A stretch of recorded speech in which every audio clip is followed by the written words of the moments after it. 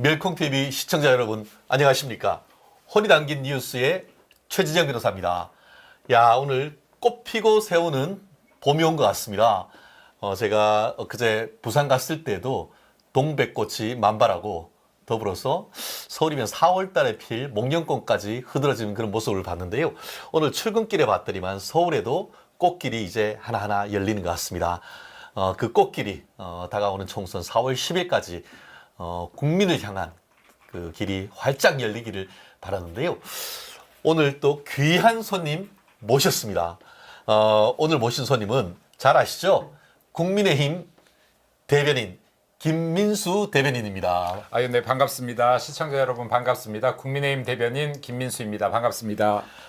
제가 그 김 대변인은 개인적으로도 또 친하고 또 예전부터 좀 모시려고 하셨는데 또 우리 멸콩TV에 이렇게 또 오늘 처음 인사를 드리게 됐습니다. 너무 감사합니다. 네. 그리고 김 대변인 간단히 그래도 소개는 시켜드려야죠. 사실 제가 명함을 하나 받았습니다. 참 개인 명함도 있습니다만 조금 아쉽습니다. 지난 그 총선 분당의 진심인 진짜 분당 사람, 분당 29년 차 우리 그 김민수 대변인인데요. 사실 저도 다둥이입니다. 제가 술을 잘 못 마시는데 술을 안 마셔도 제가 알딸딸하기 때문에 아들, 딸, 삼둥이 아빠라고 사실 자랑하고 다녔는데 제가 애국자라고 하면은 진짜 애국자. 사남일녀. 네. 진짜 다둥이 아빠. 네, 오둥이 아빠. 오둥이 네. 아빠. 한번 우리 멸콩TV 22만 우리 시청자 여러분께 본인 소개도 한번 좀 해주시죠. 네, 안녕하세요. 저 멸콩TV 꼭 한번 나와보고 싶었는데 또 이렇게 개인적으로는 또 존경하는 형님이시고, 네, 그리고 꼭 보수파에 있어야 된다라고 제가 강하게 믿고 있는 이 최진영 변호사께서 초대해 주셔서 영광으로 생각하고 달려왔습니다. 제 소개를 짧게 드리면 올해로 이제 40 중반을 넘어갔고요. 이제 47. 네. 아직도 청년이에요. 네, 그리고 6년 전에 2019년도에 자유한국당이 지지율 16%, 지금보다 정말로 안 좋을 때죠. 그렇죠. 네. 정말 쌩쌩 국민들의 이제 내가 이제 국민의힘, 새누리당 내지는 네. 뭐 자유한국당이라고 얘기하기도 쉽지 않은 그 시절이었죠. 맞습니다. 네, 자유한국당 당시 시절에 이제 공개 오디션을 통해서 당협위원장이 됐고, 그러고 분당에서 이제 지난 4년 이상 당협위원장으로 활동하다가, 지난 최근 이제 1년 동안, 사실 어제가 이제 국민의힘 대변인을 맡은 지 만 1년째 되는 날이었습니다. 네, 페이스북 통해서 봤어요. 네. 네, 그리고 뭐 지금은 이제 여러분들 잘 아시다시피 이렇게 대변인으로 활동하고 있고 또 24세 청년 창업을 했던 청년 창업가로서 또 대학에서 학생들에게 창업을 가르치고도 있고 또 아까 말씀하셨다시피 이제 아이 5의 아빠로 또 이렇게 가정을 꾸리고 살고 있습니다. 앞으로도 뭐 우리 자유우파의 작은 미력한 힘이나마 될 수 있도록 열심히 노력하겠습니다. 네. 작고 미력한 힘이 아니고 우리 자유우파의 굉장히 큰 자산이고 큰 정치인이 될 인물입니다. 우리 멸콩TV와 함께 또 같이 커가고 국민들 속으로 또 갈 수 있다고 하면 정말 큰 영광이 아닐까 생각합니다. 감사합니다. 멸콩TV 너무 좋은 게요. 이렇게 말 들어가도 되나요? 너무 좋은 게 사실은 자기소개를 하라는 방송을 너무 최근 오랜만에 만나서 자기소개에서 말을 더듬네요. 네. 그래요. 오늘 또 오시기 전에 우리가 뭘 할까 고민을 했는데 오늘 크게 3가지 꼭지를 한번 마련해 봤습니다. 아까 말씀드린 것처럼 국민의힘의 입입니다. 사실 조금 더 아는 사람은 국민의힘의 혀라고도 합니다. 감사합니다. 그만큼 국민의힘 내부 사정을 잘 알고 있는데 국민의힘 대변인이 본 22대 다가오는 4월 10일 총선에 관한 전체적인 전망과 큰 판세 읽기 한번 해보고 싶고요.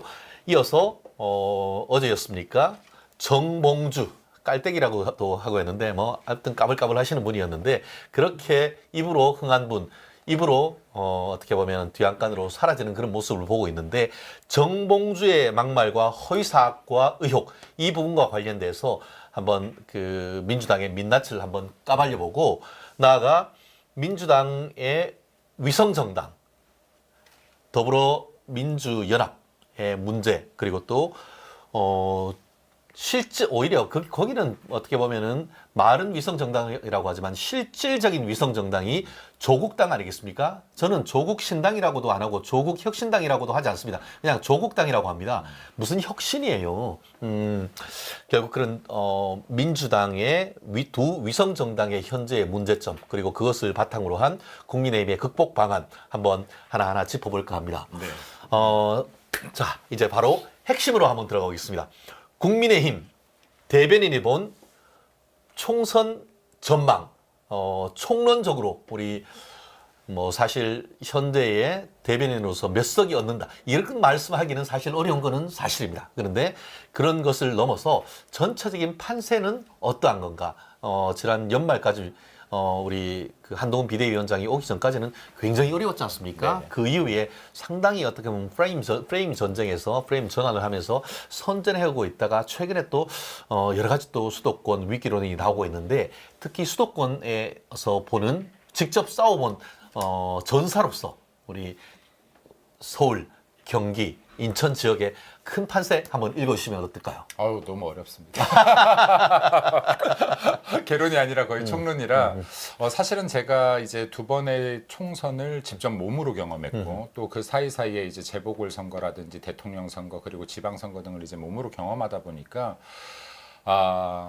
오늘 좀 다른 방송과 다른 이야기를 좀 해볼까요? 혹시 뭐 이렇게 시청자들이 안 좋아하실 수도 있는 주제? 그렇죠. 전혀 그렇지 않습니다. 네. 뭐든 괜찮습니다. 네.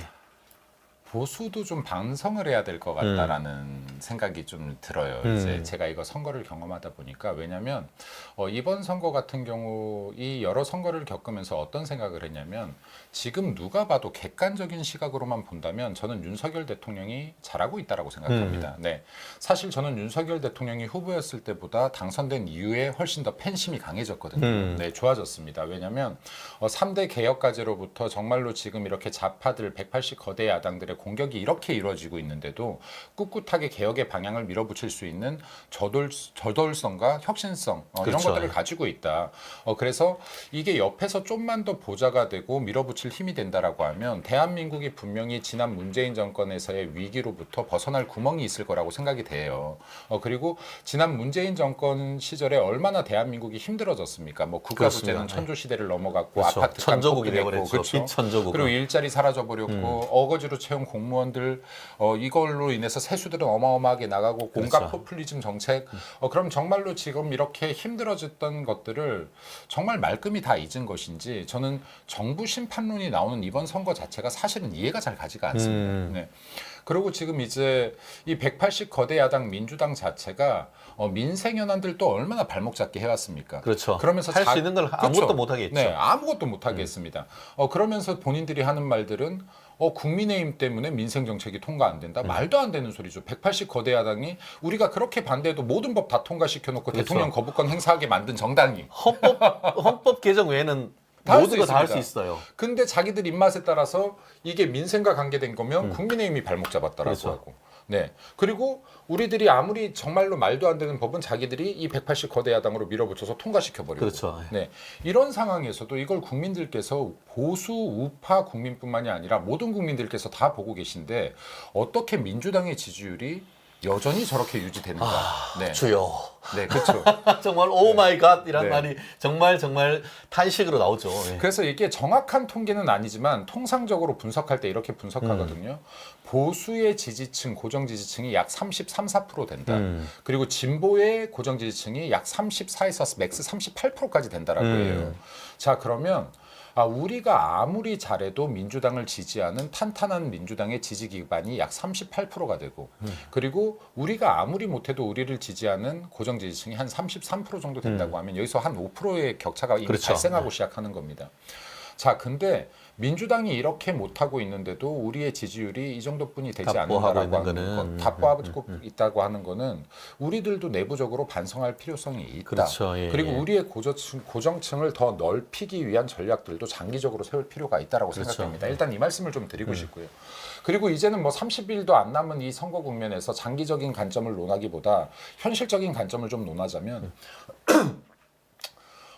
분명한 것은 한동훈 비대위원장이 임명되고 나서 정말로 나아졌습니다. 그럼에도 불구하고 그렇죠. 여러 상황들이 한동훈 위원장 누가 봐도 잘했다라고 생각합니다. 그렇죠. 사실 한동훈 위원장이 임명되기 전만 해도 민주당에서 패널들이 뭐라고 했냐면요. 한나땡 제발 그렇죠. 나와줘. 땡큐야. 한동훈 나오면 땡큐다. 한동훈만 이렇게 나오면 했죠. 땡큐야. 그럼 예. 민주당이 압승할 수 있어 막 예. 이랬거든요. 뭐 정치 초보가 와서 뭐 하겠냐 네. 뭐 이런 느낌이었죠. 그럼 제가 그때 당시에 패널로 진짜로 나왔을 때 너희들이 그 말을 할 수 있는지 보자라고 했는데 실제 나오고 나서 민주당이 정말로 곤욕을 치르고 있습니다. 그렇죠. 이 지지율들이 역전되고 또 지지율의 간격이 오차범위 밖으로 벌어지기도 했었어요. 그렇죠. 예. 네. 그리고 나서 지금 이제 공천 과정을 겪으면서 사실은 이 지지율 차가 조금씩 좁혀지고 있는 또 현상을 보이고 있거든요. 그렇죠. 그게 조금 네. 문제인 거죠. 이게 지금 문제인 거죠. 네, 그러면 지금 과연 왜 이렇게 벌어졌던 지지율들이 다시 좁혀지는 현상 혹은 역전 현상을 보이고 있는지도 좀 한번 봐야 될 것 같아요. 근데 온 국민이 볼 때는 당연히 민주당의 공천 과정이 이상하지 않습니다. 그렇죠. 네, 정말 이거 뭐 비명 행사라 그러는데 저는 비명 행사란 말 잘 안 씁니다. 비명 학살이라 그럽니다. 그렇죠. 홀로코스트라고 네. 하죠. 조응천 맞습니다. 전 민주당 의원 네. 같은 경우에는 조국 학살 단 하나의 예외도 네. 없는 맞습니다. 홀로코스트다 이렇게 표현하고 있지 않습니까? 이거는 진짜로 예외조차도 없어요. 비명이야? 이재명한테 한번 덤벼들었어? 민주당을 비토했어? 다 죽인 겁니다. 이거. 그렇죠. 전멸시킨 실질적으로 거예요. 예. 그때의 이재명 대표에 대한 영장 실질 심사를 받도록 하는 것과 관련해서 국회에서 이제 투표가 있었지 않습니까? 그렇죠. 그때 우리 좋아하는 아이스크림 가게 네. 베스킨 라빈스 31 31명에 해당하는 네. 민주당 의원들이 반란표가 나왔었죠. 그렇죠. 예. 그거를 어떻게 추적을 해서는 수박으로 당도를 표시한 다음에 이번에 자객 공천 내지는 각각의 어떤 수단과 방법, 권모술수를 써서 그 다 잘라버리고 마지막 남은 이제 민주당에 그래도 어떻게 보면 소장파라고 할 수 있는 박용진 의원까지도 예, 네. 다 싹을 잘라버렸는데 뭐 싹 자르고 나서 뭐 이따 얘기하겠습니다만 우리 봉다리 그러니까 깔때기라고 부르고 했던 분이 설화로 지금 잘렸는데 보통 금메달 떨어지면 은메달이 이게 승계하는데 그렇죠. 그것도 안 한다고 하는 걸 보면은 야 철천지 원수도 이런 철천지 원수가 없다 이런 생각이 드네요. 계속 하시죠. 그래서 진짜로 이래요. 그러니까 민주당이 지금 계속 시스템 공천 자찬을 하지 않습니까? 이재명 대표는 거의 이런 표현을 써도 되는지 모르겠지만 정상이 아닌 것 같아요. 지금 본인이 이런 가정을 해놓고도 자아자찬을 합니다. 혁신공천이라고. 그렇죠. 네, 혁신공천이라고 자아자찬을 하고 있는데 진짜 황당한 거는 당대표 너무 힘들어. 공천이 너무 힘들어서 다시는 안 할 거야라고 하는 모습을 보면서 다가오는 8월 달 정말 어처구니가 없다는 말이 진짜 박 대통령 존경한다고 했더니만 진짜 존경한 줄 아는 그런 어떤 어이없는 화법이 거의 뭐 하루에 하나씩 지금 반복되는 것이 아닌가 싶은데요. 그게 체화돼 있어요. 합법이. 체화돼 있어. 이제 뭐 한 예. 1년 후에 그러겠죠. 내가 뭐 공천 힘들다고 하니까 진짜 진짜 힘든 줄 알았냐? 나 이번에 또 공천할 거야. 또 이러겠죠. 근데 이 양반이 죄송합니다. 여기서 그렇게 써도 돼. 해도 돼요? 우리 방송에서 안 되지만 우리 유튜브 좋은 게 그게 뭐야? 이게. 네, 아니 제가 이게 정규 방송들 계속 나가다 보니까 아니 이 양반이 진짜로 실제로 이게 공천 학살부가 이미 아까 말씀하셨던 체포동의안 가부 결정을 할 때 이미 다 나와 있었어요. 그걸 여실히 보여준 공천이었다. 정말 죽일 사람 다 죽였고요. 그리고 정말 깜냥도 안 되는 사람들, 국민 눈높이에 맞지 않는 사람들, 조금만 들어가도 정말로 국회의원은 고사하고 어떠한 공직에도 자격이 없을 만한 사람들을 대거 공천시켰습니다. 자기를 방어해줄 그렇죠. 가능성이 높다라고 한다면 그것 하나만으로도 그럼요. 팍팍 좋은 거죠. 벌써 대장군 연계된 변호사들만 해도 5명이 공천이 네, 됐어요. 맞습니다. 이게 말이 됩니까? 지금 이거 변호사비를 대신해서 국회의원 배지 주는 거랑 비슷한 겁니다. 그렇죠, 국회의원 달아줄 테니 앞으로도 나 좀 안 들어가게 계속 변호해줘. 하는 예. 거랑 이거 뭐가 다릅니까? 맞습니다. 지금 이런 공천들을 지금 거침없이 하고 있는 것이고요. 그런데 지금 이런 더 중요한 것은 이런 공천 과정을 보고도 어떻게 이렇게 지지율이 국민의힘이 답보를 하는가. 그러니까 저는 참 네. 이걸 보면서 야 이게 세상이 이렇게 너무 쪼개지는 것이 아닌가. 박근혜 전 대통령에 대한 탄핵 사태 이후로 이게 지나친 양극화 정말 철저하게 이게 뭘 아무리 잘못해도 지지하는 이런 모습을 보면서 저도 정치 쪽에 잠시 몸을 담그고 하면서도 참 이걸 도대체 어떻게 극복을 해야 되는가 정말 가장 고민되는 부분이 그런 부분인 것 같아요. 저는 이제 이 생각을 합니다. 지금 때로는요 이럴 때도 있어요. 우리가 잘못했는데 보수 우파들도 우리 국민들도 그리고 저도 일단 방어를 해야겠다 하고 방어하는 경우도 있어요. 네, 그리고 진보 진영도 자기들이 아무리 잘못해도 저쪽의 정권을 빼앗길 바에야 우리가 이걸 우겨서라도 방어하자라는 게 있어요. 그렇죠. 자, 그러면 이제 스윙부터청이라고 불리는 지금 이제 중도층이 약 30%가 결국에는 약 26일 후에 이 선거를 결정짓게 될 것인데 우리가 아까 말씀드렸다시피 고정 지지층이 민주당보다는 조금 적은 상황이니까 더 끌고 와야 되는 겁니다. 그렇죠. 네, 맞아요. 더 끌고 와야 네. 돼요. 그리고 이 중도층들이 이 선거를 결정짓게끔 하는데 어떤 형태로 결정짓게 할 것이냐, 우리가 계속 민주당을 비난하기만 하면 될 것이냐, 민주당은 과연 국민의힘을 비난하기만 하면 될 것이냐. 그렇죠. 예. 이제 남은 26일 동안 저는 정책을 보여주고 비전을 보여줘야 된다고 생각합니다. 그렇죠. 물론 민주당을 비난할 건 비난해야 되지만 그리고 또 우리가 잘못한 것들에 대해서는 빠르게 국민들 정서를 거스르지 않고 사과를 하고 이제 정책 승부로 나가야 되는데 제가 볼 때 이 좋은 사례가 지금 서울에서 이미 보여졌다라고 생각합니다. 예를 들어서 지금 서울 편입 문제라든가 그렇죠. 예. 그리고 이 분도도 우리 수용하겠다라고 했던 저 이거 한동훈 위원장 굉장히 신의 한 수라고 봐요. 왜냐하면 지금 민주당은 여전히도 이거에 대해서 경기남북도에, 갈팡질팡하고 그렇죠. 있거든요. 예. 네. 그럼 지금 여기에서 어쨌든 한동훈 위원장이 우리들은 국민이 원하는 대로 할 거야. 국민이 편한 대로 할 거야. 국민의 행정 편의를 가장 먼저 첫 번째로 꼽을 거야라는 거를 표방한 겁니다. 제가 볼 때 이것으로 인해서 영향받는 지역구들은 분명히 좋은 결과가 나올 거라고 생각합니다. 이런 그렇죠. 것들을 지금 남은 26일 동안 또 던져내야 됩니다. 그렇죠. 네. 결국은 지금 현재의 큰 프레임으로 봤을 때는 지난 12월 말에 한동훈 비대위원장이 오시기 전에는 결국 그 민주당이 얘기하는 그 프레임, 한마디로 그 대통령 중간 평가다라고 해서 윤 대통령 정부 심판론, 그거에 대해서 국민의힘 같은 경우에는 그렇죠. 거야 심판론, 야당 독재 심판론, 입법 독재 심판론 그렇게 해놨는데 계속 이게 입법 독재라고 하면은 자동적으로 머리에 떠오르는 게 그러면 윤석열은 심판해야 되는 것이 아닌가, 그런 어떤 그렇죠. 프레임에서 계속 맞아요. 허느적거릴 수밖에 네. 없었는데 한동훈 비대위원장이 옴으로써 프레임 전환에 성공했는 네. 거죠. 결국 기존엔 같은 경우에는 윤석열 대통령 대 이재명의 대선 2차전이었다. 이런 프레임에서 이제는 한동훈과 이재명, 검사와 검사 사칭범 이런 식으로 프레임이 전환되고 또 운동권 이 세대 교체론 이런 것을 통해서 상당 부분 윤석열 중간 평가론을 상당 부분 희석시켰던 건 아니겠습니까? 그렇게 해서 전체적인 큰 프레임의 전환을 해가지고 와서 상당 부분 선전을 했는데 처음에 아까 그 초입에 김 대변인 말씀하신 것처럼 그 틈을 이게 조국이 비집고 들어오면서 일정 부분 이 프레임이 다시금 기존에 있던 그 정권 심판론 프레임으로 자꾸 돌리려고 하는 그런 시도 속에서 전체적인 어떤 그 판세의 흐름에 미세한 어떤 변동이 일으키고 있는 것 같은데 현재의 상황은 어떻게 보시며 이 상황 속에서 국민의힘의 전략적 대응은 또 어떻게 해야 될 것인지 한번 좀 말씀해 주시죠. 제가 볼 때는 이게 원론적으로 좀 말씀드리고 싶어요. 일단은 정가 사범, 뭐 검사 사칭 포함해서 음주운전까지 포함해서 이런 자가 지금 대한민국 공당의 대표로 앉아 있는 것은 맞는가? 그렇죠. 네. 본질적인 이런- 문제죠. 네, 본질적인 문제죠. 네, 그리고 이런 사람들이 과연 대한민국 국회의원으로 있는 것이 맞는가? 뭐 이런 사람들이 대한민국의 대통령 자리까지 노렸던 것이 맞는가? 예. 살 네. 떨려. 그리고 이런 자가 또다시 지금 이렇게 국민의 대표를 뽑고 있는 22대 총선의 거대 야당의 수장으로서 이 선거를 이끌고 있는 것은 맞는가? 네. 그럼 이에 대해서는 분명히 민주당 내에서도 비토 세력들이 있었어요. 국회의원들은 자기 목이 걸려 있었으니까 마음껏 비토 못했지만은 상당수의 당원들도 목소리를 내고 있었습니다. 예를 들어 민주당의 오랜 지지자들, 민주당을 진짜로 사랑하고 있는 지지층들조차도 나 민주당 진짜 오랜 기간 지지하고 사랑해 왔는데 이재명이 이끄는 민주당은 정말로 싫다라고 하는 당원들과 지지자들이 상당수 생겼던 그렇죠. 겁니다. 예. 근데 이 사람들은 어떻게 보면 너무 긴 시간 민주당 그러니까 진보 진영의 지지자들이에요. 고정층이에요. 38%에. 그렇죠. 예.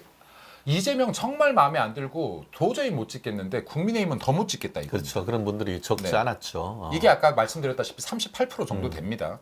네, 그럼 이분들은 갈 곳을 못 찾고 있는 거예요. 이게 어디에서 나오냐면 사실은 이 갈 곳을 못 찾았다는 게 어디서 나오냐면요.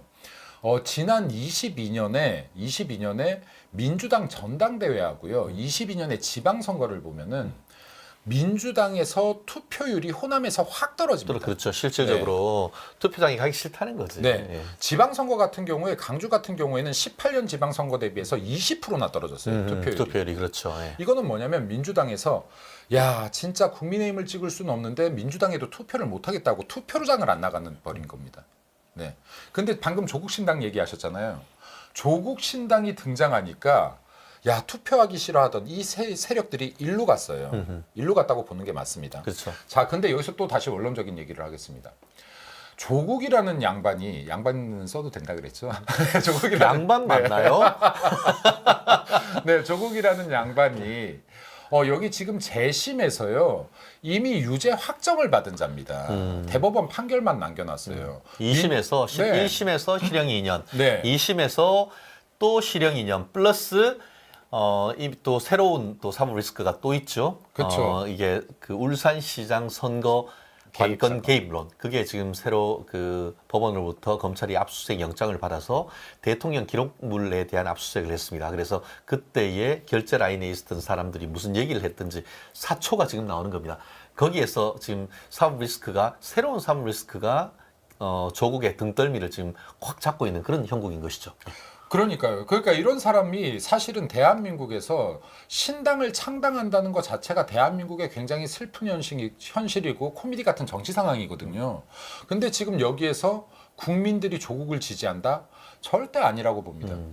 그렇죠. 네. 그러니까 결국은 평가를 보면 민주당에 대한 지지세를 크게 봤을 때 친명, 그렇죠. 친문, 호남 이렇게 돼 있었는데 맞습니다. 예. 이번 그 민주당의 어떤 공천이란 것이 친명 횡재, 비명 횡사 행사. 그리고 친명 횡재뿐만 아니고 종북 좌파 횡재, 그렇죠. 그리고 대장동 변호사 횡재 뭐 이런 것 맞습니다. 예. 그렇게 되니까 친문 세력과 호남 세력 같은 경우에는 이게 뭐야? 라고 내 이번에 꼭 선거를 해야 돼? 투표해야 돼? 하다가 갑자기 조국이 나타난 거예요. 그렇죠. 이러면서 이제 어떤 그 세력의 분포가 서로 바뀌고 있는 이런 큰 흐름이 이루어지고 있는데 말씀드렸듯이 그런 상황 속에서 국민의힘이 신속한 어떤 대응이 좀 필요한 것 아니겠습니까? 맞습니다. 그러니까 지금 민주당에 이거를 지금 처음에 보면은 이게 패널들이 나오니까 조국 신당이 이렇게 수치가 올라가니까 사람들이 당황을 해요. 우리 국민의힘 쪽에서. 당황할 일이 아니었어요. 수치만 정확히 보면. 왜냐하면은 민주당 내부에서 이런 결정을 한 겁니다.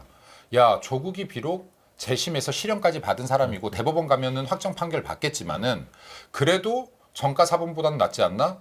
그래도 대장동, 백현동, 네 그리고 위증교사, 예. 위증교사래 죄송합니다. 위증교사도 있어요. 네, 위증교사도 있죠. 위증교사, 성남 FC 그리고 뭐 대북 송금 등 이렇게 한 보따리 위법 행위를 가지고 있는 이 리스크보다는 그래도 조국이 그래 지 딸 하나 의사 만들어 보겠다고 비리 저지른 조국이 좀 낫다 해서 이동했을 뿐이었다. 이게 불과 전에요. 이거 여론조사 얘기해도 되나요? 여기 아무 문제 없어요. 아무 상관없나요? 아무 문제 없어. 근거될 필요도 없어. 그거 될 필요도 없나요? 그러면 그래서 좋아요. 네, 예. 지난번 여론조사를 보면요. 이번에 여론조사 좀 달라서 지난번에 여론조사 거기에 어딘지 모르겠네요. 한국갤럽이었나? 거기를 보면은 지금 조국 신당 같은 경우가 지지율이 13%, 민주당이 14%에서 27%인 여론조사가 있었어요. 합치면. 그렇죠. 이때 국민의힘이 28%가 나옵니다. 원래 국민의힘과 민주당이 비슷하게 나와야 되는데 민주당 플러스 조국을 해야 27%, 국민의힘 28%와 비슷한 상황이 있었던 거예요. 딱 더하면은 그렇게 네, 딱 더하면 일치하는 겁니다. 이건 뭐냐면 중도를 하나도 흡수하지 못한 채 민주당의 비례정당 지지율을 딱 나눠 갖고 왔다는 거예요. 네. 실제로 최근에 이제 여론조사를 보면은 조국 신당에 대한 지지율이 특히 4050을 위주로 해서 집중적으로 돼 있고 그 반면에 얼마 전에 그런 거 있었죠. 20대 지지율 빵점, 빵%. 그리고 그 30대 지지율 1%뭐 이렇게 나온 걸 보면은 2030 전통적으로 젊은 세대 같은 경우에는 진보 좌파를 많이 지지를 했었는데 어떻게 20대가 빵 퍼센트가 나오는지 결국은 그것은 조국의 허울 좋은 공정, 허울 좋은 정의 거기에 공감하지 못한다는 건 아니겠습니까? 맞습니다. 그래서 이게 보면은 조국은 이건 그냥 팩트입니다.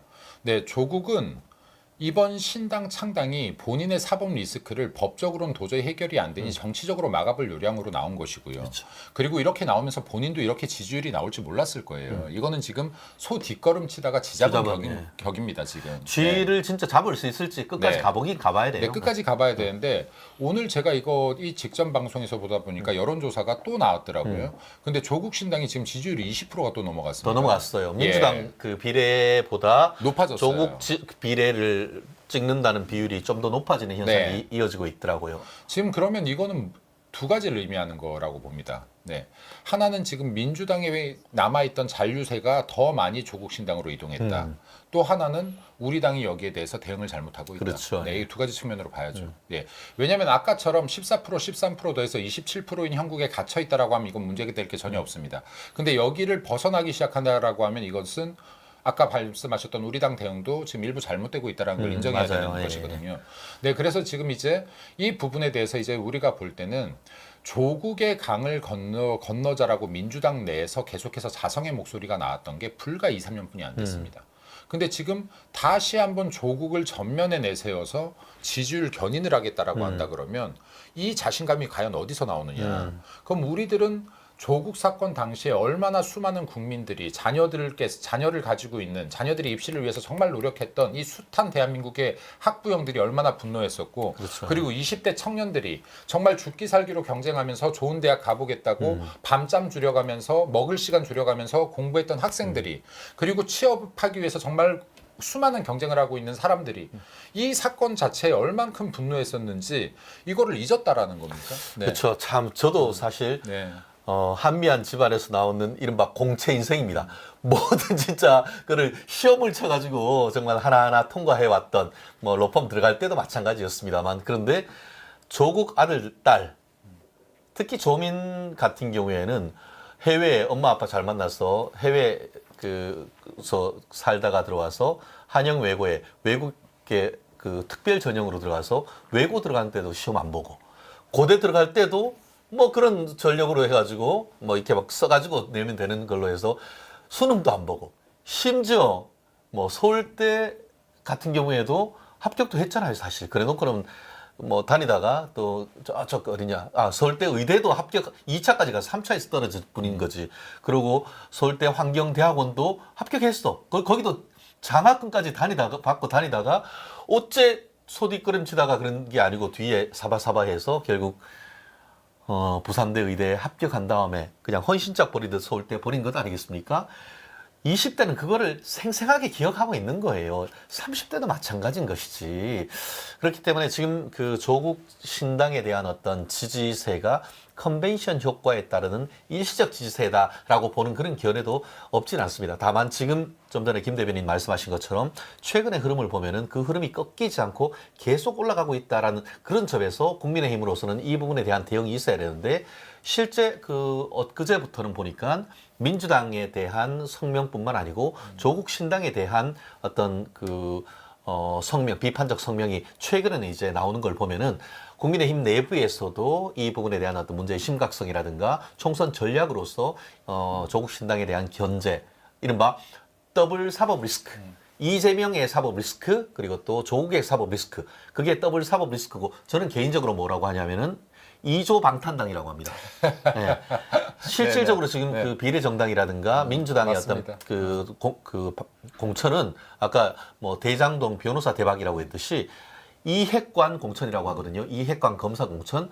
이재명 핵심 관계자들을 마구마구 지금 그 공천을 해주고 있고 그것이 이재명의 방탄을 위한 건 아니겠습니까? 그것이 똑같이 조국의 방탄. 조국이 왜 지금까지 2심까지 막 이렇게 됐겠습니까? 조국이 속으로 얼마나 지금 억울했겠습니까? 내가 그때 총선 나가가지고 내가 진짜 그 국회의원 배지 달고 있었으면은 이런 고초를 안 겪었을 텐데라고 생각하면서 조국 방탄당 만든 건 아닙니까?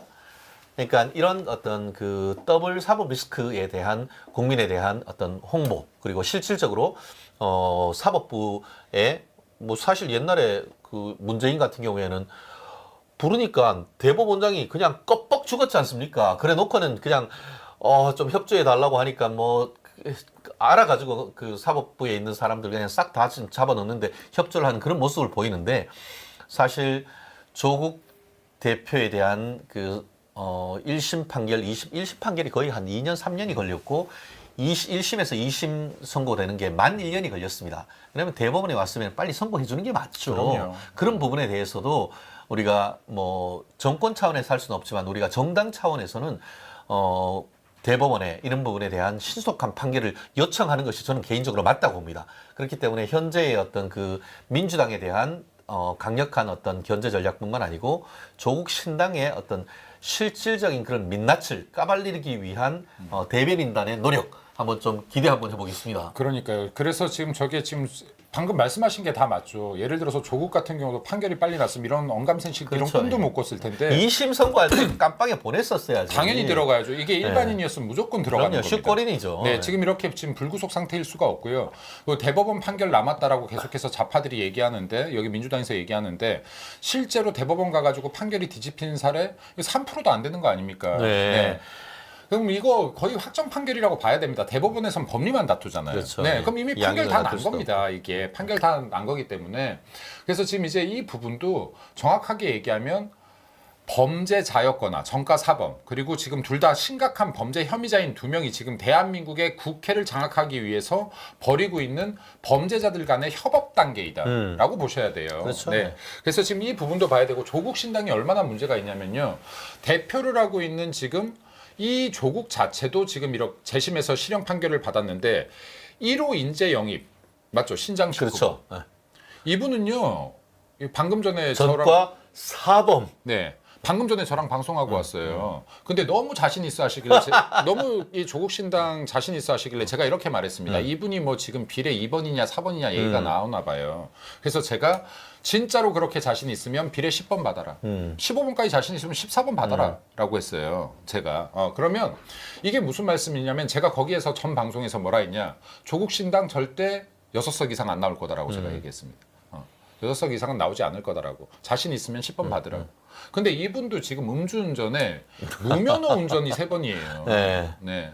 그럼 이게 뭡니까? 지금 일반 국민들 같으면 상상이나 할 수 있는 범죄입니까? 실질적으로 네. 4년 전에 정의당에 그 공천 신청을 네. 했다가 신장식 변호사가 그와 같은 그 음주 무면허 운전 사범 그것 때문에 사퇴했던 그런 전력이 있어요. 그럼 이번에도 민주당 이재명이 지금 준연동형이 아니고 국민의힘에서 주장했던 병립형으로 돌아가서 정상적인 어떤 비례대표가 됐다고 하면은 언감생신 무슨 하늘 쳐다보지도 못할 그럼요. 그럴 사람들을 정말 어떻게 보면 어떻게 그렇게 문제가 많은 사람을 탁탁 골라내는지 그것도 너무 신기한 것 같아. 그리고 이게 제가 아까 이것도 음주운전 한 번 그리고 무면허 운전 참 이건 상상하기도 힘드네요. 그렇죠. 예. 예, 음주운전은 그래 사람들이 간혹 가다가 하시는 분들이 있다 치더라도 무면허 운전 이거는 보통 간으로 할 수 있는 게 아니거든요. 저 음주해서 취소됐는데 네. 개무시하고 계속 운전했는 거지. 근데 그거 이게 아니겠습니까? 아주 짧은 시간 안에 반복해서 걸렸습니다. 네, 2006년부터 2007년 2년 사이에요. 그럼 이거는 지금 반성이라는 게 전혀 없는 사람 아닙니까? 법을 참 대놓고 네. 무시하는 그런 입장인 것 그것도 이 사람은 같습니다. 법조인이죠. 그렇죠. 변호사입니다. 네. 이거 지금 법을 공부한 법조인이 법을 더 잘 지켜야 될 사람이 법을 무시하면서 이 짧은 기간에 이런 범죄를 무한 반복했다는 것은 이 사람도 국회에 들어가면 안 되는 사람인 겁니다. 그렇죠. 그렇기 때문에 저희가 네. 조국 방탄당이라고 하는 것은 조국이 사실 내일이라도 대법원에서 오라고 해서 판결 선고하면 바로 슈꼬린이에요. 그럼요. 국립대 가가지고 무상급식해야 되는 사람이에요. 그리고 그 사람만 그런 게 아니야. 영입 1호인 신장식 변호사도 이 그 전과 사범일 뿐만 아니고 국회의원 영입 1호 황운하 같은 경우에도 지난번에 그 울산시장 선거 개입 의혹으로 해서 얼마 전에 실형 3년을 받았습니다. 그럼요. 여기는 전과 실형 선거 아니면 들어가지도 못하는 그런 사람인 것 같은데 그런 사람들을 모아놓고 왜 그 사람들한테 비례 주겠죠? 결국 국회의원의 방탄복, 불체포 특검 그거 노리는 것 아닙니까? 그 반면에 뭐라고 했습니까? 우리 국민의힘의 한동훈 비대위원장 오니까 당신들 공천 신청하려고 하면은 불체포 특검 포기 서약서 쓰시라. 그리고 또 부정부패 안 하겠다라고 하면서 출판 기념회 이런 거 하지 않겠다고 쓰시라. 그리고 또 금고 이상의 형이 확정되면은 세비 받지 않겠다. 쓰시라. 정치 개혁에 대한 어젠다 다 했으면서 민주당 당신들도 한번 해봐 라고 하니까 아무도 못 하잖아요. 왜냐? 왜 못해? 왜 못하겠어요? 이재명이 공천 신청 못하고 조국 공천 신청 못하고 황운하 공천 신청 못하거든. 그러니까 그런 거 못하는 건 아닙니까? 맞습니다. 네. 아, 그런데도 참 민주당을 지지한다?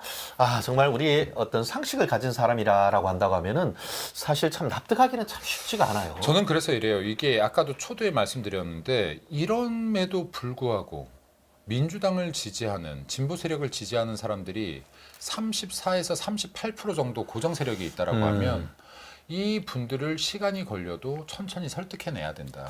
이거 정말로 틀렸다라는 것을 설득해내야 될 필요가 있다라고 생각합니다. 그리고 이거는 급진적 설득이 불가능한 세력이에요. 예, 그러면. 네, 점진적인 설득을 해야 될 수밖에 없다. 그래서 지금 이 부분도 고착돼 있는 이러한 지지층에 대해서 우리 보수 세력들을 지지하는 세력들은 더 확장을 시켜내는 수 있는 방안들을 장기적으로 정말로 이 모델을 설계해야 된다고 생각합니다. 왜냐하면 민주당이 우리 당보다 잘하는 거예요. 저거 하나 있다라고 생각해요. 계획이 장기적인 것들이 굉장히 많아요. 교육에 스며드는 거, 문화에 스며드는 거, 예술에 스며드는 거.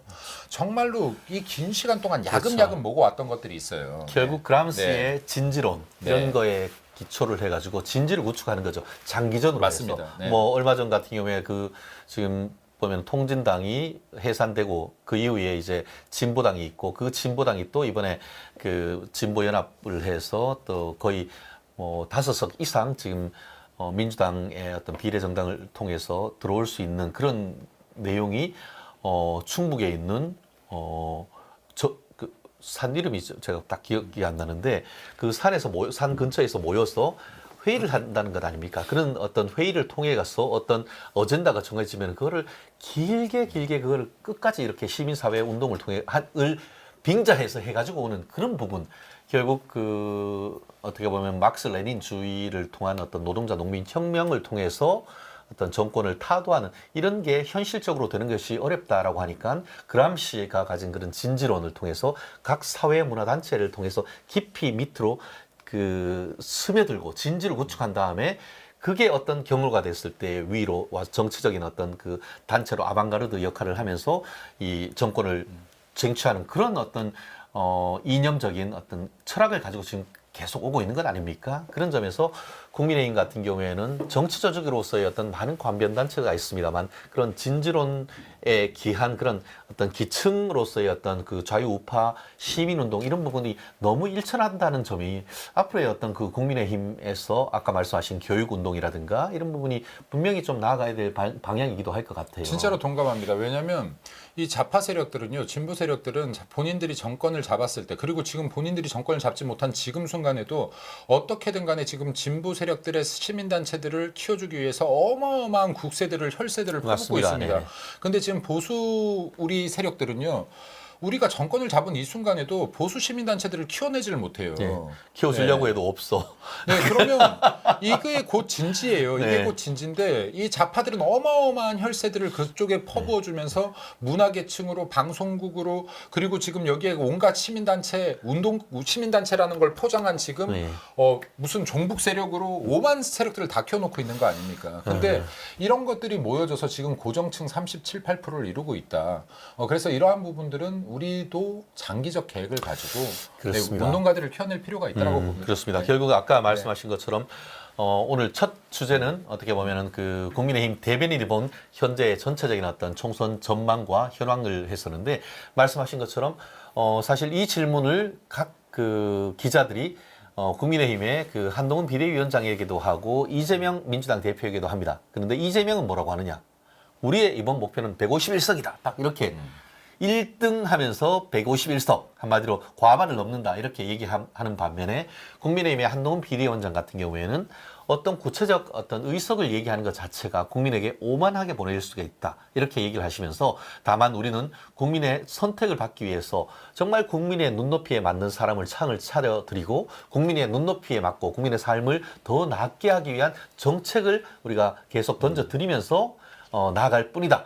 굉장히 낮은 자세로 갈 뿐이다. 이런 어떤 큰 기조입니다. 그러다 보니까 사실 우리 김유수 대변인도 본인이 가지고 있는 구체적인 목표나 이런 것들이 분명히 있을 겁니다. 하지만 우리가 이 자리에서 정말 구체적인 얘기를 하는 것 사실 자체만으로도 어떻게 보면 국민들이 보시기에 맞습니다. 오만하다라고 네. 느낄 수 있는 그런 부분이다 보니까 구체적인 수치나 이런 부분은 얘기할 수 없지만 지금 그 26일 정도 남겨둔 총선을 앞두고 흐름을 그 어떤 총선 밑바닥에 흐르는 큰 어떤 꿈틀거리는 흐름을 지금 한 3, 40분에 걸쳐가지고 큰 흐름을 읽어드렸기 때문에 아마 우리 품격 높은 멸콩TV 시청자 여러분들은 그런 큰 흐름을 우리 김민수 대변인의 말씀을 통해서 충분히 좀 알아들었고 인식할 수 있었고 또 국민의힘 또한 지금 현 상황 속에서 문제가 뭔지를 이제 알았으니까 그에 대한 대응을 통해 가지고 남아 있는 기간 어떻게 국민의힘의 민주당의 이재명과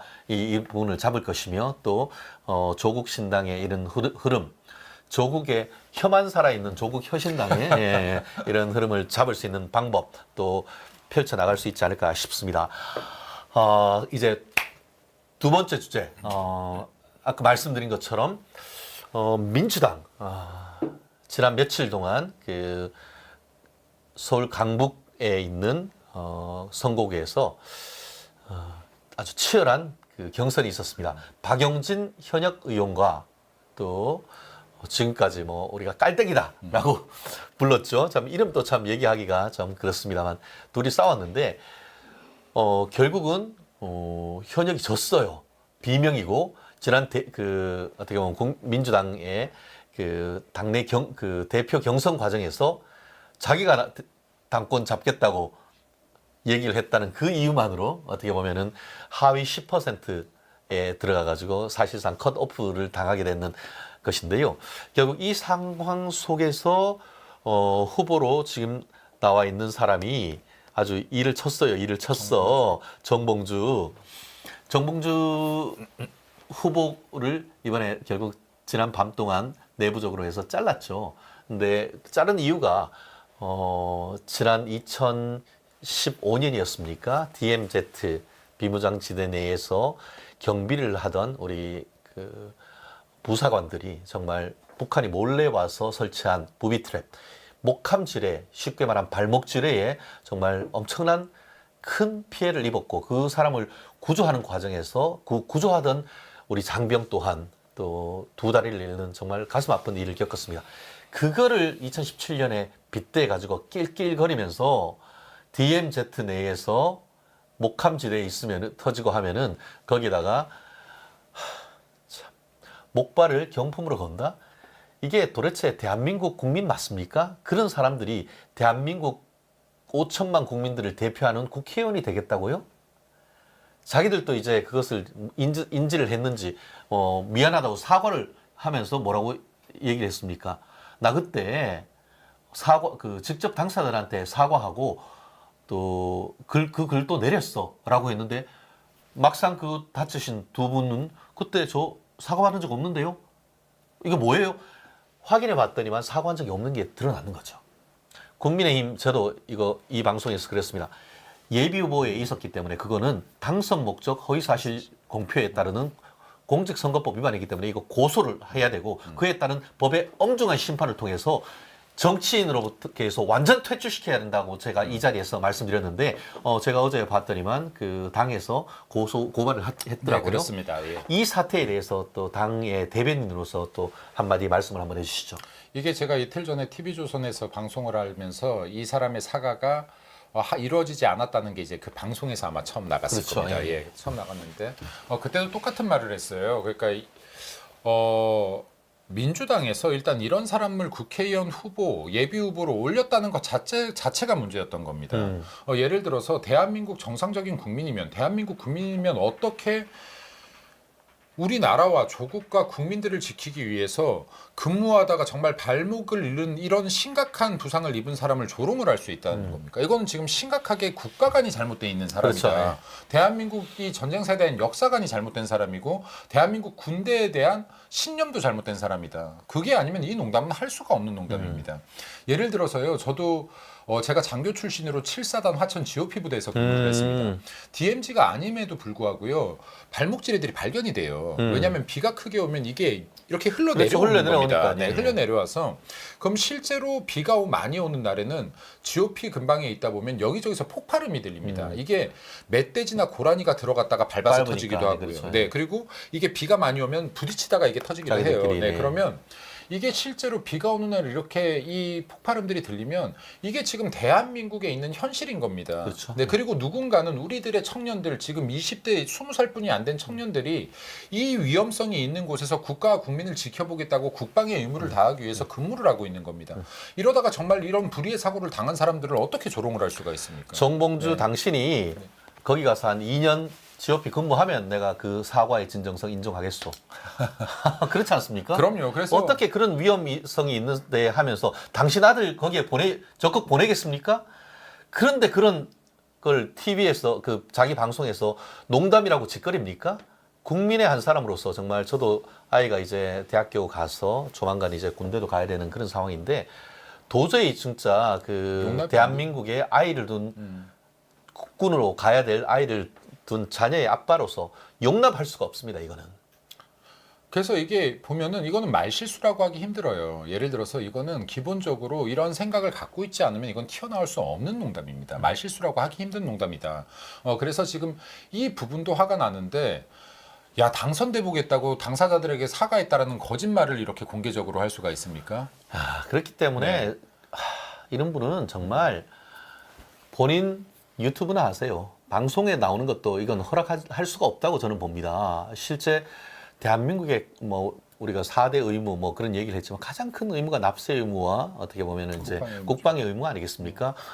좀 전에 얘기하신 것처럼 우리 김민수 대변인 ROTC 출신으로 7사단의 중위로 전역을 하셨는데 그런 엄중한 현실이에요. 마치 뭐 북한에 해서 뭐 이게 뭐 비행기 타고 가서 뭐 그 북한에서 뭐 똥땡이 아저씨하고 손들고 있으면 평화가 올 것 같은데 그게 아니에요.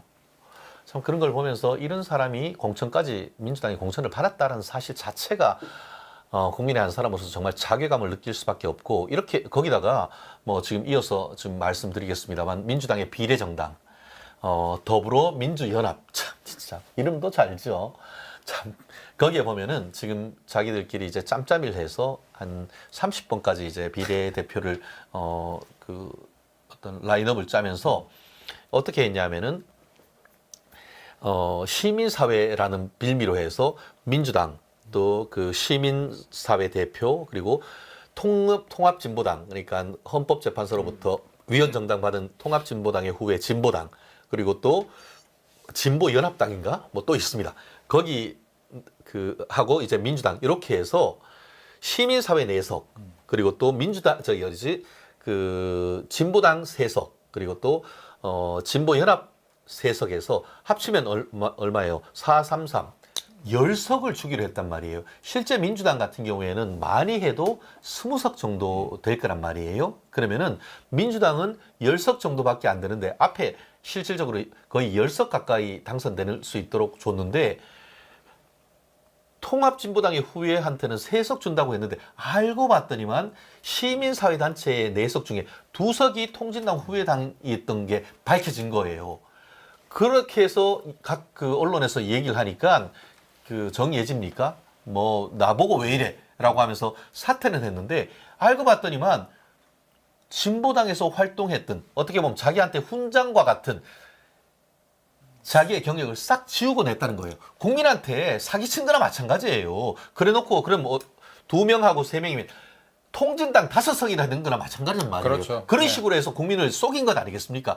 그거를 보고 민주당 지지자들 중에서도 이거 뭐야? 라고 하니까 결국 아이씨 내가 진짜 너네한테 가느니 조국한테 가느니 이렇게 된 거 아닙니까? 맞습니다. 그래서 네. 제가 뭐라고 얘기했냐면은 1번 받았던 정재가 조국을 살렸다 이렇게 지금까지 얘기를 하고 있었는데 지금 이제 민주당에서도 야 뜨거 불통 떨어진 거 아닙니까? 그러니까 지금 부랴부랴 지금 사람 또 바꾸고 하고 있는데 이 그 민주당 그 위성 정당의 이 사태 어떻게 보십니까? 이 위성 사태 전에 그 정봉주 약간만 더 짚으면요. 정봉주를 근데 민주당이 왜 이렇게 급하게 약간 후보 사퇴를 시켰을까요? 네, 민주당 스타일이면 이렇게 사퇴시키지 끝까지 않아요. 갔었어야 되는데. 예, 이게 지금 친명이라서 지켜주고 싶었는데 이 뒤에 후속타들이 계속 나옵니다. 계속 나오죠. 네, 계속 나옵니다. 그래서 이게 지금 이거 민주당에서 결코 모르고 있었을 거라고 생각하지 않아요. 정봉주 알고 같은 있죠. 경우는 네. 2001년에 정봉주의 자식들이 보는 앞에서 이혼한 전 부인의 목을 조르는 등의 그리고 또 머리를 폭행하는 등의 이런 걸로 또 벌금을 받았던 적도 그렇죠. 있습니다. 네. 예, 그리고 나올 것들이 너무나 많은 그 거예요. 외에도 이제 네. 우리 그 불교계의 또 그쵸, 가장 조계종. 줄이라고 할 수 있는 네. 조계종에 대고 입에 담을 수 없는 욕설을 하면서 조계원 총무원 당신들 가만히 안 둬라고 하면서 자기가 뭐 깜빵이 갔다 왔을 때 이게 어깨 힘쓰는 사람들 뭘 하겠다는 등 그렇죠. 그런 얘기도 하고 그 당시에 그걸 막는 여자 신도를 또 이렇게 폭행을 해서 벌금 70만 원 받은 그것 외에도 뭐 줄줄이 사탕이죠 맞습니다. 사실. 예. 맞습니다. 너무나 많아요. 그래서 이게 지금 민주당이 왜 정봉주 의원을 이렇게 급하게 잘랐느냐. 지금 드러난 것은 빙산의 일각이다. 이건 파고 파면 계속 나올 거기 때문에 이 26일 남은 선거 기간 동안에 민주당의 최악재가 될 수 있다라고 보고 지금 명단에서 뺀 것에 불과하다라고 봐야 되고요. 이 다음 자리를 누가 채우는지도 유심히 보셔야 됩니다. 분명히 이재명 입장에서는 친명 또 다른 친명을 내세우고 싶을 것인데요. 여기도 문제가 있다면 우리들이 빠르게 차단해서 이걸 국민들께 알려야 될 것이다. 그렇죠. 네. 실질적으로 우리 네. 그렇잖아요. 어떤 올림픽에서 열심히 뛰어서 금, 은, 동 딱 나왔다 이러면은 근데 알고 봤더니만 금메달이 이게 불법 약물을 먹어가지고 이게 도핑 테스트에 걸려가지고 맞습니다. 잘리면은 어떻게 돼요?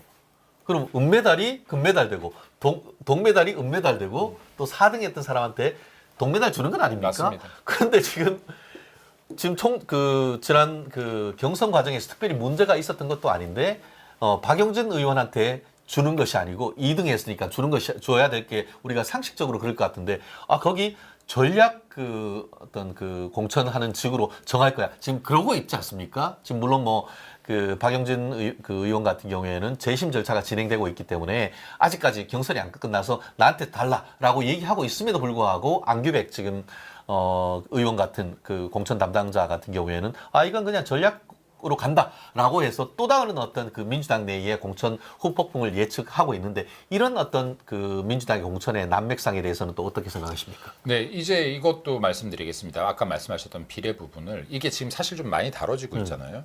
그럼 좀 우리가 사실 이해가 안 되죠. 왜 민주당에서 굳이 여기 통진당 세력들이나 종북 세력들이나 시민단체들하고 이렇게 야합을 해서 굳이 10석이나 내주려고 했을까? 이거 좀 잘 이해 안 되지 않으세요? 진짜 이해가 안 되죠. 네. 10석 실제로 거의 네. 10석 나올 수 있어요. 예. 이거 왜 이러려고 했을까요? 지금 이게 통상 이 논의를 하다 보면 이재명이 종북 세력들이 국회에 입성할 수 있는 길을 열어줬다. 그렇죠. 그럼 이재명은 왜 열어줬을까요, 이거를? 성남에서부터 네. 경기도로부터 이제는 그런 세력을 이제는 여의도 국민의 대표로 지금 뽑아주려고 하는데 도대체 왜일까? 여기도 친명 세력으로 봐야 됩니다. 예. 성남에서 또 예. 성남 진짜 시민. 그러니까 여기도 친명으로 봐야 돼요. 제가 볼 때는 친명이라는 합리적인 의심을 해야 됩니다. 왜냐하면 지금 이게 통진당 세력들 지금 진보당의 모체가 통진당. 그렇죠. 예, 그러면 통진당의 모체가 경기동부연합. 경기도무연합. 예, 그죠. 네, 그러면 경기동부연합에 또 모체가 있어요. 사람들이 잘 모르죠. 여기가 용성지구 청년단인가 있습니다. 예, 맞아요. 네, 예. 용성지구 학생회라고 있습니다. 용성지구 학생회라는 게 1980년대에 성남을 모체로 생겼던 이 단체예요. 네, 그리고 여기에서 경기동부연합이 탄생을 합니다. 그렇죠. 예. 네, 대표적인 지금 종북 세력들이죠. 그렇죠. 네, NL 그렇죠. 계통이겠죠. 그러면 지금 경기동부연합에서 또 뭐가 등장하느냐? 민노당이 등장을 해요. 민노당 그렇죠. 네, 민노당에서 통진당과 진보당으로 분리가 나뉘죠. 예. 나뉘어지는 거 아닙니까? 그러면 통진당과 진보당의 모체가 민노당이에요. 그죠? 그러면 민노당이 성남이 본거지였기 때문에 용성지구 학생회부터 쭉 역사가 이어온 성남이 모체이기 때문에요. 그렇죠. 용인 용인 성남 성남 지역 청년들. 그렇죠. 그래서 이석기 같은 경우에도 여기 소속이죠. 그렇죠. 한국 외대 용인 맞습니다. 캠퍼스에서 이제 다 나온 사람들 맞습니다. 아니겠습니까? 네. 이 부분을 잘 알아야 되는데요. 그래서 성남에서는 이 세력들의 지지율이 굉장히 높습니다. 그렇죠. 네, 그래서요. 2008년 당시에요. 총선의 통진당과 정의당으로 갈라지기 전에 민노당 후보가 성남 중원의 국회의원에 출마해요. 그러면 지금 다른 지역이었으면 이런 지지율이 절대 안 나올 텐데 13% 이상을 득표합니다. 대단합니다. 중원에서요. 네. 예. 민노당 후보가 지금 정의당 후보들 보세요. 그럼 막 2% 3% 갖고 할 거 아닙니까? 그게 아니라 13%를 득표해요. 그렇죠. 그러고 나서 2010년도에 이재명 당시 그 시장 후보가 이 13%를 의식하기 시작한 겁니다. 그렇죠. 예. 네. 야, 이거 잡아내지 못하면 내가 성남시장이 되기 그 힘들겠구나. 세력을 잡아야 된다고 생각하면서. 예, 그래서 예. 민노당의 후보였던 김미희랑 합친 손잡죠. 겁니다. 예. 손을 잡습니다. 예. 네. 그러면서 성남시장이 돼요. 지지선은 받고 그렇게 네. 됐죠. 예. 그러고 나서 성남시장 인수위원장에 김미희가 김미희를 들어왔지. 앉힙니다. 그렇죠. 예. 네. 자, 여기서부터 어마어마한 야합들이 일어난 겁니다. 그렇죠. 이때부터 지금 이미 이재명과 지금 이 종북 세력의 대표적이고 우리나라의 반헌법 세력으로까지 이 위헌정당으로까지 해상까지 됐던 이 모체들과의 손을 잡고 이게 함께 가는 길을 걸은 그렇죠. 거예요. 지금까지 왔는 거죠. 네. 그러니까 결국은 이재명이 없으면 이런 그 경기 동부연합이 지금까지 살아남기도 힘들었을 텐데 결국 이재명이 성남시장을 나서면서 아까 얘기했는 그 경기 동부연합 플러스 거기에 그 지역에 있는 이 어깨 쓰는 이 조폭 세력 이런 부분과 짬뽕이 되면서 그게 그 재선까지 했고 그게 이제 또 그 경기지사 선거에서 옆에서 도와줌으로써 경기지사로 가는 데에서도 이권을 나눈 것이죠. 실질적으로 성남 지역의 지역 화폐라든가 아니면 거기에 있던 각종 이권 사업을 경기 동부연합 이런 데 다 밀어줬던 건 아니겠습니까? 그게 그대로 이어지면서 결국 경기지사까지 갔고 경기지사 이후에 이제 당 대표로 오면서 그 성남 지역에 있었던 경기 동부연합 세력이 계속 왔죠. 맞습니다. 결국 정치적인 동지 관계에 그리고 그 사람들이 뭐 물불 가리지 않지 않습니까? 그분들 뭐 우리가 얘기하는 경력에서 크리스 나는 것 우리가 별 단다고 하죠. 별 다는 건 자기 진짜 별 달았다고 생각을 해보. 그 정도의 어떤 활동가들이 되니까 뭡니까? 그 활동가는 이재명으로서는 방탄인 것이죠. 철갑 둘러주는 거죠. 그러니까 여기에서 친문 세력으로서 자기한테 잠재적인 어떤 당권과 대권의 어떤 그런 방해가 될 세력은 어떤 식으로든 완전히 잘라버리고 그렇습니다. 설령 민주당이 일당이 되지 않는다 한다 하더라도 그게 중요한 게 아니고 다가오는 8월에 당권을 잡고 그 이후에 그거를 가지고 대권까지 노리려고 하는 그런 프로젝트 속에서 가장 강력한 자기 지지 세력이 되는 정치제 발을 담근 이후로부터 성남시장부터 지금까지 계속 온 사람들을 어떻게든 주고 싶은 거예요. 그것도 한두 석도 아니고 10석까지 된다? 그러니까 이렇게 봐야 돼요. 이재명이 왜 종북 세력들한테 국회 입성의 길을 열어주느냐. 지금 진보당 있죠. 진보당의 모체가 되는 통진당, 아까 통진당. 말씀하셨던 통진당의 모체가 되는 민노당. 민노당. 여기서부터 이미 이재명과의 결탁이 있었고 이재명과 정치적 동지관계였다. 이것을 증명하는 것이 뭐냐면 이번에 비례 1번하고 2번이 사퇴를 했지 않습니까? 그죠? 비례 1번, 2번 이름이 뭐죠? 전지의 정영희 두 명이 정영희, 사퇴했습니다. 정전희. 그때 이제 3번이 들어왔죠. 이재명 캠프에도 있었던 사람이에요. 맞아요. 네. 이재명 캠프에도 있었던 사람입니다. 자, 이게 뭘 말씀드리냐면요. 이재명은 이미 2010년부터 종북 세력들과 정치적 야합을 이뤄왔고 이미 지금 단계에서는 깊은 동지관계에 있을 가능성이 굉장히 높다라고 보는 것이 맞고 또 특히 이게 단지 정치적인 문제뿐만이 아니에요. 이거 금전적으로까지도 아까 연결이 돼 얘기했잖아요. 있습니다. 예. 그래서 그 경기도하고 성남시 지역 화폐 하는 관련되는 사람들이 다 이게 다가 아니에요. 그러니까 그 사람들이 다 그러니까 맞습니다. 돈으로 다 그 낙전 수입만 해도 수백억이 넘는다고 하잖아요. 제가 지금 이 논평을 썼다가 제가 이 얘기 처음 하는데요. 공식적으로. 이 논평을 썼다가 제가 아, 지금 여기서 약간 예. 멸콩 TV 단독입니다. 네, 처음 합니다. 왜냐하면 제가 뭐 이런 거 막 소문내는 걸 별로 안 좋아해서 제가 이 논평을 썼다가 고소당한 건이 있어요. 지금 네 고소를 당했습니다. 저랑 제가 알기로는 한동훈 위원장 두 명이 고소를 당했을 겁니다. 이 건에 대해서 고소하세요. 제 말이 틀렸으면 네 고소 더 들어오셔도 됩니다. 네, 아, 제가 변호를 할게요. 네. 그래서 이 대표가 아까 말했던 이 야합을 하고 나서요. 성남시장 됐던 당시에 이 5개월 후입니다. 사회적 기업이라고 하면서 나눔환경이라는 청소 용역 업체가 생겨요. 네, 그리고 이 신생 업체가 성남시의 청소 용역 업체로 선정이 됩니다. 네, 사업자로 선정이 돼요.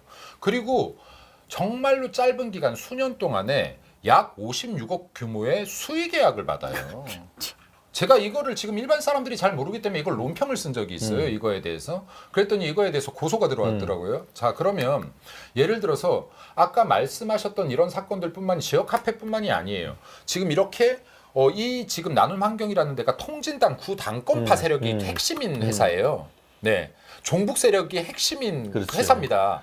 이게 돈줄 역할을 이재명이 해준 거지 지금까지. 자, 그러면 이러한 지금 경제적인 부분, 정치적인 부분이 이미 이재명을 정치인으로 만드는데 많은 기여를 해오고 있었던 겁니다. 누가? 종북 세력들이. 그럼 지금 이 사람들은 그냥 종북 세력이 아니에요. 이재명이 그냥 열석을 내주겠습니까? 여기도 내 편이라고 보는 겁니다. 그렇죠. 여기도 내 편이라고 그러니까 봐야지 내 가능한 편이라- 일인 겁니다. 정말 강고한 내 편이란 네. 거죠. 네. 아방가르드. 정말 전위대 역할을 하면서 이재명을 결사옹위할 수 있는 마치 그 통진당의 이석기 의원을 V라고 하면서 그렇죠. 결사옹위한다고 하지 않습니까? 거기에는 그럴 수 있는 세력을 만들어주기 위한 의도가 강하게 읽히는 것이죠. 우리가 저기 털보 누구예요? 그 김어준의 말에 따르면 그렇게 강하게 추정되는 바이죠. 예. 이게 사실은 민주당 내에서도 동의받기 힘든 일이거든요. 민주당 내에서도 동의가 안 되니까 이게 조국 신당으로 계속 넘어가지 않습니까? 그렇죠. 근데 이거를 잘 포장해야 되니까 시민사회 몫이라는 이름으로 포장해서 계속 진보당 세력들을 한 명이라도 더 늘려고 하는 건 그렇지. 거죠. 이렇게 봐야지 합리적인 해석이다라고 그렇죠. 판단됩니다. 거기다가 그 시민사회 뭐라고 하면서 4명 중에 1명은 또 병역 거부해가지고 그렇죠.